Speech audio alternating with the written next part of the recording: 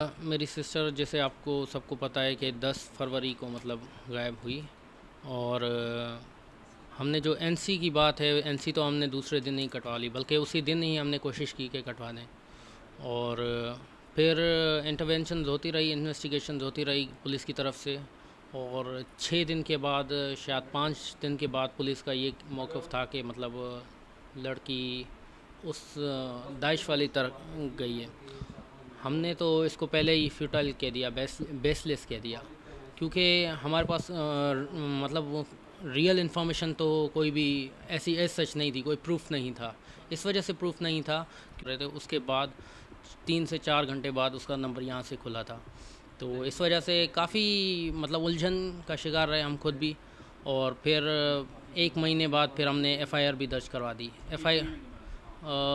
शायद 1 महीना या उससे ज़्यादा, क्योंकि मैं वहाँ पर था तो वाल साहब ये सब कुछ करते रहे। उसके बाद फिर हमने मीडिया पर ये चीज़ दी, मीडिया पर ये चीज़ आई तो बहुत ज़्यादा इसको कवरेज भी मिली।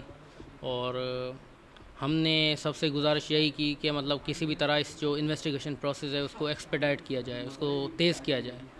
और बस यही उम्मीद है उनसे। अभी जो अभी आपने टेलीविज़न पे देखा होगा, क्या इत्तलात है? तो पुलिस ने रब्ता किया है लाहौर की पुलिस ने, नहीं नहीं, फैसलाबाद की पुलिस ने, और पुलिस क्या कह रही है? पुलिस ने हमसे तो रब्ता नहीं किया, अलबत्ता वाल साहब से शायद किया हो, क्योंकि वाल साहब बाहर हैं तो उनसे कांटेक्ट में होंगे।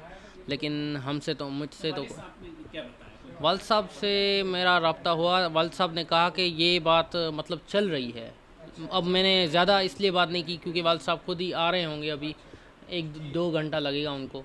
तो मैंने कहा यहाँ पर आकर मैं खुद सारी बात कर लूँ उनसे पूरी। इसके अलावा किसी और ने कोई नहीं, रब्ता कोई रब्ता नहीं किया। अपना तारुफ कराया? मोहम्मद अफजल, नौरीन जब्बार उसका भाई है।